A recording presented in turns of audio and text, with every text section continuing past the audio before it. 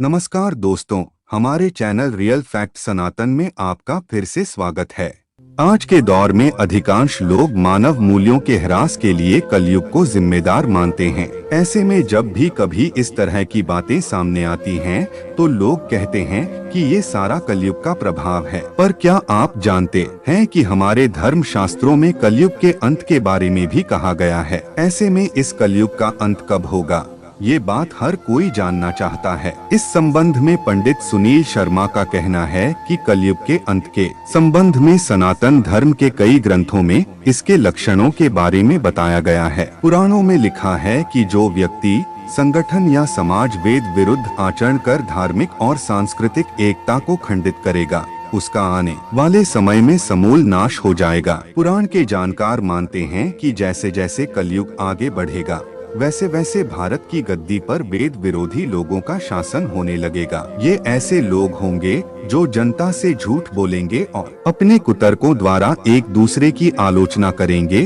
और जिनका कोई धर्म नहीं होगा। ये सभी विधर्मी होंगे। ये सभी मिलकर भारत को तोड़ेंगे और अंतत भारत को एक अराजक भूमि बनाकर छोड़ देंगे। भागवत पुराण में लिखा है, जब सभी वेदों को छोड़कर मनुष्य संस्कार शून्य हो जाएंगे, तब ऐसे लोग सत्ता पे काबिज होंगे। ये सबके सब परले सिरे के झूठे, अधार्मिक और स्वल्प दान करने वाले होंगे। दूसरे की स्त्री और धन हथिया लेने में ये सदा उत्सुक रहेंगे। न तो इन्हें बढ़ते देर लगेगी और न घटते। इनकी शक्ति और आयु थोड़ी होगी। राजा के वेश में ये म्लेच्छ ही होंगे। छोटी बातों को लेकर ही ये क्रोध के मारे आगबबूला हो जाएंगे। वर्टिकल बार वे लूट खसोट कर अपनी प्रजा का खून चूसेंगे। जब ऐसा शासन होगा तो देश की प्रजा में भी वैसा ही स्वभाव, आचरण, भाषण की वृद्धि हो जाएगी। राजा लोग तो उनका शोषण करेंगे ही, आपस में वे भी एक दूसरे को उत्पीड़ित करेंगे और अंतत सबके सब नष्ट हो जाएंगे। भविष्योत्तर पुराण अनुसार ब्रह्मा जी ने कहा है, नारद, भयंकर कलियुग के आने पर मनुष्य का आचरण दुष्ट हो जाएगा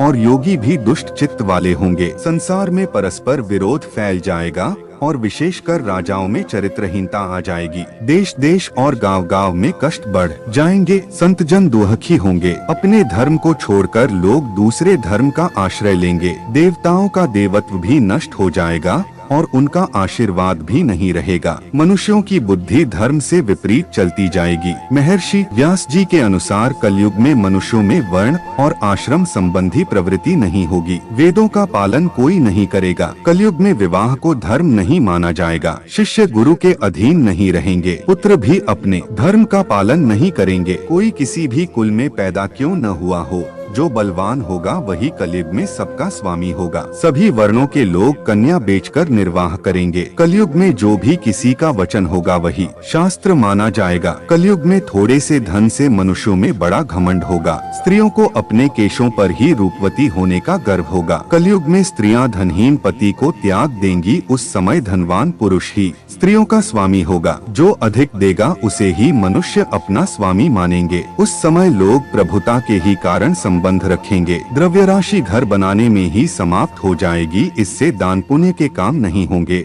और बुद्धि धन के संग्रह में ही लगी रहेगी। सारा धन उपभोग में ही समाप्त हो जाएगा। कलयुग की स्त्रियां अपनी इच्छा के अनुसार आचरण करेंगी। हाव भाव विलास में ही उनका मन लगा रहेगा। अन्याय से धन पैदा करने वाले पुरुषों में उनकी आसक्ति होगी। कलयुग में सब लोग सदा सबके लिए समानता का दावा करेंगे। कलयुग की प्रजा बाढ़ और सूखे के भय से व्याकुल रहेगी। सबके नेत्र आकाश की ओर लगे रहेंगे। वर्षा न होने से मनुष्य तपस्वी लोगों की तरह फल मूल पत्ते खाकर और कितने ही आत्मघात कर लेंगे। कलयुग में सदा अकाल ही पड़ता रहेगा। सब लोग हमेशा किसी न किसी कलेशों से घिरे रहेंगे। किसी किसी तो थोड़ा सुख भी मिल जाएगा। सब लोग बिना स्नान करे ही भोजन करेंगे। देव पूजा, अतिथि सत्कार, श्राद्ध और तर्पण की क्रिया कोई नहीं करेगा। कलयुग की स्त्रियां लोभी, नाटी, अधिक खाने वाली और मंद भाग्य वाली होंगी। गुरुजनों और पति की आज्ञा का पालन नहीं करेंगी तथा पर्दे के भीतर भी नहीं रहेंगी। अपना ही पेट पालेंगी